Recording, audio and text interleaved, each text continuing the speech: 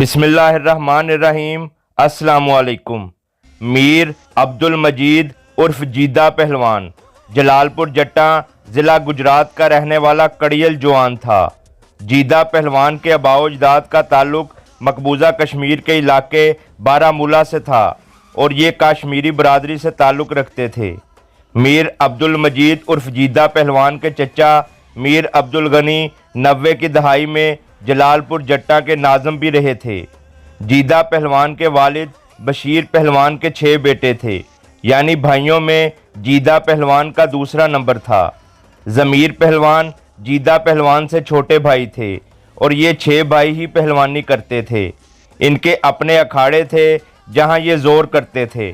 علاقے کے لوگ بھی یہاں پر پہلوانی سیکھنے آتے تھے۔ جیدہ پہلوان کا کاروبار ٹرانسپورٹ تھا اور جلال پور جٹاں کی مویشی منڈی میں بھی ان کا شیئر تھا۔ جیدہ پہلوان سن 1990 میں پیپلز پارٹی کی طرف سے علاقے کے کونسلر منتخب ہوئے۔ عوام ان پر اعتماد کرتے تھے، وہ لوگوں کے کام آتے تھے۔ علاقے کے لوگ ان سے پیار کرتے تھے۔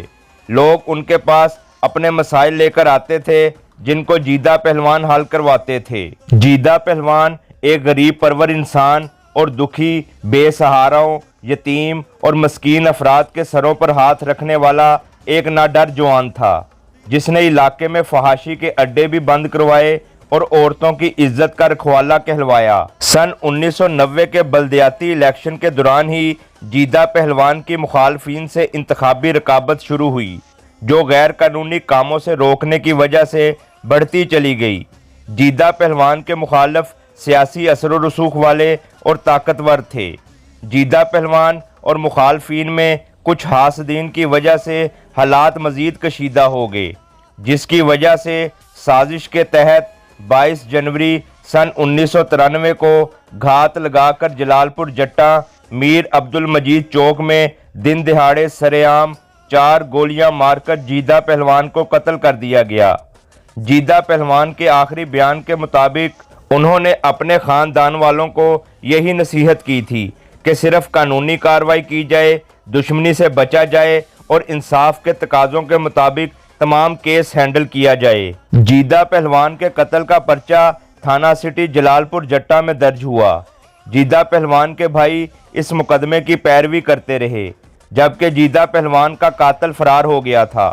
3 سال جیدہ پہلوان کے بھائی ضمیر پہلوان اور لطیف پہلوان تھانے کے چکر لگاتے رہے، مگر کوئی سنوائی نہ ہوئی اور نہ ہی قاتل گرفتار ہو سکا۔ سن 1996 میں مخالفین نے جیدہ پہلوان کے چھوٹے بھائی ضمیر پہلوان کو مقدمہ بازی کی رنجش پر ٹانڈا چوک جلال پور جٹاں میں سرِ عام دن دہاڑے کرائے کے قاتلوں سے کلیشن کوف کا پورا برسٹ مار کر قتل کروا دیا۔ ضمیر پہلوان کا پرچہ بھی تھانہ سٹی جلال پور جٹاں میں درج ہوا اور اس قتل کے مدعی بھی جیدہ اور ضمیر پہلوان کے بڑے بھائی لطیف پہلوان تھے۔ سن 1996 میں ہی اپنے 2 بھائیوں کے قتل کے بعد شکیل بٹ عرف ببو پہلوان، جو کہ جیدہ پہلوان کے چھوٹے بھائی تھے، کویت سے واپس پاکستان آ گئے۔ ان کا وہاں پر گوشت کا کاروبار تھا۔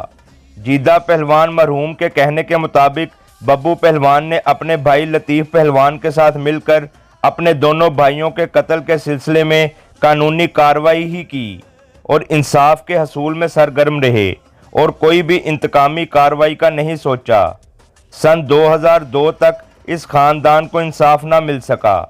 سن 1996 سے لے کر سن 2002 تک ببو پہلوان پر 3 دفعہ قاتلانہ حملے ہوئے۔ آخری حملے میں وہ شدید زخمی ہو گئے۔ اس کے بعد مخالفین نے اثر و رسوخ استعمال کرتے ہوئے ببو پہلوان پر ہی پرچے کروا دیے۔ سن 2001 میں جیدہ پہلوان کے بچوں نے جلال پور جٹاں چھوڑ دیا۔ ان کو وہاں پر ڈرایا دھمکایا جاتا تھا اور سکول میں مخالفین کی طرف سے ہراساں کیا جاتا تھا، جس سے وہ ذہنی دباؤ کا شکار تھے۔ سن 2004 میں ببو پہلوان اور ان کے 3 دوستوں کا مخالفین سے آمنا سامنا پٹواری کے دفتر کے سامنے ہوا اور اس کے سامنے ہی 15 پولیس کا دفتر بھی موجود تھا، جو کہ چاندنی چوک جلال پور جٹاں کہلاتا ہے۔ دونوں گروپوں کے مابین کراس فائرنگ تقریباً 45 منٹ ہوتی رہی، جس میں مخالفین اور راہگیروں سمیت तकरीबन 12 बंदे गोलियां लगने से जख्मी हुए, जबकि एक बंदा कत्ल हुआ। इस सारे वकूए में बब्बू पहलवान पर्चे में नामजद हुआ, जबकि पर्चा दोनों पार्टियों पर दर्ज होना चाहिए था।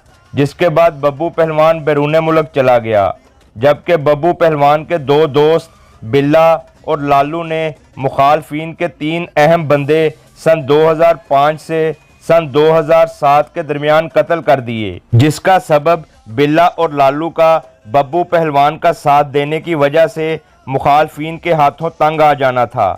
मुखालफिन इन दोनों के घरों में फायरिंग करते थे और फैमिली को हरासा किया जाता था, जिसकी वजह से ये 3 मजीद कत्ल हुए।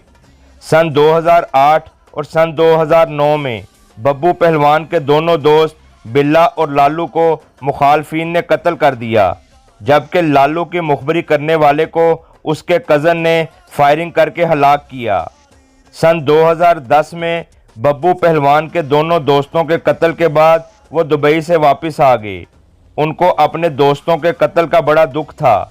अभी उन्हें दुबई से पाकिस्तान आए कुछ ही अरसा हुआ था कि मुखबरी के नतीजे में उनको 5 कत्लों के पर्चों में गिरफ्तार करके जेल भिजवा दिया गया, जबकि जीदा पहलवान के एक और भाई नसीर पहलवान जो कि कुवैत में थे, उनको सन 2021 के आखिर में इंटरपोल के जरिए गिरफ्तार करके पाकिस्तान लाया गया। बब्बू पहलवान और नसीर पहलवान ताहाल जेल में हैं। जीदा पहलवान का कातिल अभी तक गिरफ्तार नहीं हो सका और ये दुश्मनी अभी भी जारी है, जिसमें कई अफराद कत्ल हो चुके हैं। जीदा पहलवान के 2 बेटे बैरून मुल्क इंसाफ के इंतज़ार में हैं। 29 साल पहले कत्ल होने वाले जीदा पहलवान के ख़ानदान को अभी तक इंसाफ नहीं मिला और जब तक इंसाफ नहीं मिलेगा ये सिलसिला यूं ही चलता रहेगा। अल्लाह ताला तमाम मरहूमीन की मग़फ़िरत फरमाए और हम सबको नेकी की हदायत दे, आमीन। चुदराहट, ताकत का नशा, सियासी अदावतें, ख़ानदानी रंजिशें और अना ऐसे अनासर हैं जो इंसान से उसकी समझ बूझ छीन लेते हैं। इंसान की अना वो चीज़ है जिससे वो बड़ी से बड़ी दुश्मनी में भी कूद पड़ता है। वो ये चीज़ भूल जाता है कि उसकी अना उसकी आने वाली नस्लों को किस अजाब में मुब्तला कर देंगी। ये दुश्मनियाँ जिसमें कई अफराद कत्ल हो जाते हैं, बाद में उनके ख़ानदानों का जो हाल होता है ये सिर्फ वही जान सकते हैं जो इसमें से गुज़रते हैं। अपने प्यारों को खोने का दुख सिर्फ वही समझ सकते हैं जो अपने प्यारों को खोते हैं। जुर्म की दुनिया किसी को माफ़ नहीं करती, इसीलिए आजिज़ी और दरगुजर का हुक्म दिया गया है और गुस्सा इसी वजह से हराम करार दिया गया है। हमें अपने अंदर बर्दाश्त पैदा करनी चाहिए और ऐसी बातों से इज्तनाब करना चाहिए जो किसी भी दुश्मनी का बायस बने। मेरा मकसद नौजवान नस्ल को जुर्म की दुनिया से बचाना है, जिसमें वापसी का रास्ता नहीं होता और ज़िल्लत और रुसवाई ही उसका मुकद्दर बनती है। हमारा मुआशरा ऐसी बेशुमार दर्द भरी दास्तानों से भरा पड़ा है जिसमें दुश्मनियों की वजह से ख़ानदानों के ख़ानदान उजड़ चुके हैं, जिनमें से बहुत से लोग कत्ल जबकि कातलों से जेलें भरी पड़ी हैं। कत्ल को एक लम्हे का पागलपन करार दिया गया है।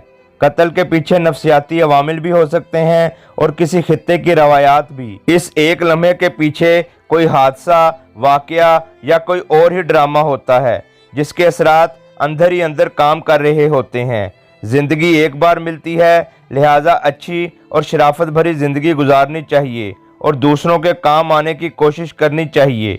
इसके साथ ही नुमान खोखर को इजाज़त दें। अल्लाह हाफिज़।